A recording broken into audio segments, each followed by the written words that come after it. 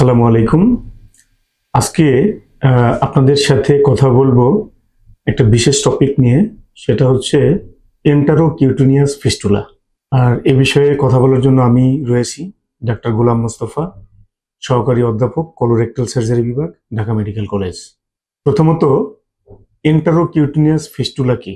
আসলে ফিস্টুলা হচ্ছে দুটা অর্গান অথবা তার সারফেসের মধ্যে কানেকশন হওয়া বা একটা যোগাযোগ তৈরি হয়ে যাওয়া। তো এর আগে আমি আমার একটা ভিডিওতে ফিস্টুলা ইন অ্যানো নিয়ে বলেছিলাম। আসলে ফিস্টুলাটা বাই ডেফিনেশন সব জায়গায় একই। ফিস্টুলা ইন অ্যানো যেরকম মলদ্বারের চারপাশে হয়, এটা হয়, আর এই ইন্টারকিউটেনিয়াস ফিস্টুলা হয় হচ্ছে পেটে। তার মানে হলো এটা সাধারণত কিছু আন্ডারলাইং ডিজিজ থেকে হয়ে থাকে, আবার কখনো কখনো এটা অপারেশনের পরবর্তীতে ডেভেলপ করে থাকে।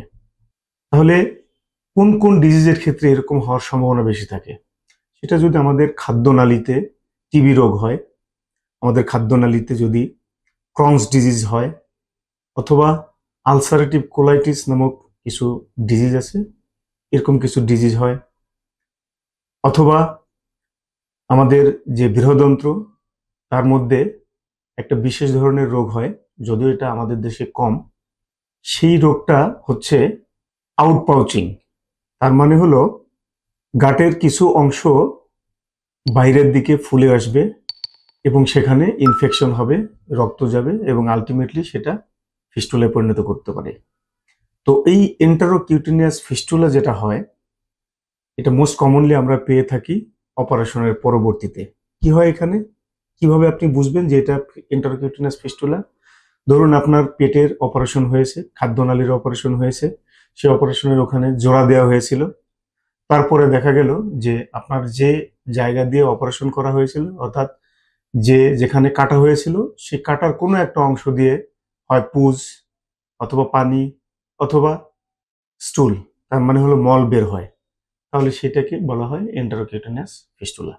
এটা সাধারণত বেশ কিছু কারণে হয়, অলরেডি আমি কারণ কিছু বলেছি, তবে তার মধ্যে আরেকটা কারণ আছে, যদি কখনো কোনো ফরেন বডি থেকে থাকে সেক্ষেত্রেও এই এন্টারোকিউটেনিয়াস ফিস্টুলা হতে পারে। তাহলে এরকম একটা এন্টারোকিউটেনিয়াস ফিস্টুলা হলে তার কিভাবে এটাকে বের করতে হয়, কিভাবে এটাকে পরীক্ষা নিরীক্ষা করে শিওর হতে হয় যে এটা ইন্টারকিউটেনাস ফিস্টুলা কি ফিস্টুলা নয়, সেটা হচ্ছে যে বাইরে থেকে, অর্থাৎ বাইরের যে ছিদ্রটা থাকে সেই ছিদ্র দিয়ে এক ধরনের ডাই বা রং দেওয়া হয়, রং দিয়ে ওখানে একটা এক্সরে করা হয়। তখন দেখা যায় যে এই রংটা পেটের নাড়ির ভিতরে ঢুকছে কিনা। যদি পেটের নাড়ির ভিতরে ঢুকে থাকে তখন এটাকে বলা হয় ইন্টারকিউটেনাস ফিস্টুলা।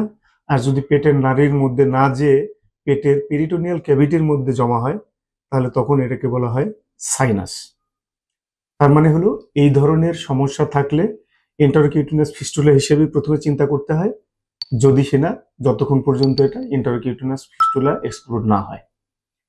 তো তাহলে এর পরবর্তীতে আর কোনো পরীক্ষা লাগে?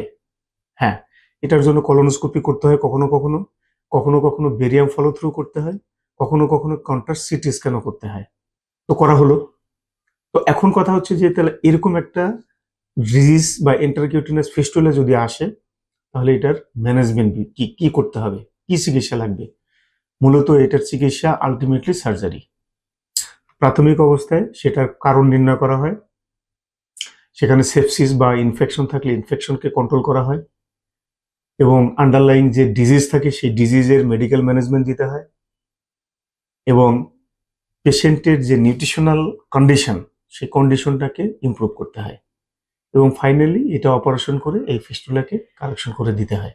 সুতরাং যদি কখনো এরকম ইন্টারকিউটেনাস ফিস্টুলা কারো কারো ক্ষেত্রে আনফর্চুনেটলি ডেভেলপ করে যায়, তাহলে সেটার যথেষ্ট ভালো ম্যানেজমেন্ট আমাদের দেশে আছে, আমরা করে থাকি। সুতরাং সেই ক্ষেত্রে আপনাদের উচিত হবে একজন শল্য চিকিৎসকের শরণাপন্ন হওয়া, বিশেষত একজন কোলোরেক্টাল সার্জনের শরণাপন্ন হওয়া। সুস্থ থাকুন, ভালো চিকিৎসা নিন, এবং ইন্টারকিউটেনাস ফিস্টুলা হলে তার মুক্তির জন্য, অপারেশনের জন্য প্রস্তুতি নিন। ধন্যবাদ সবাইকে।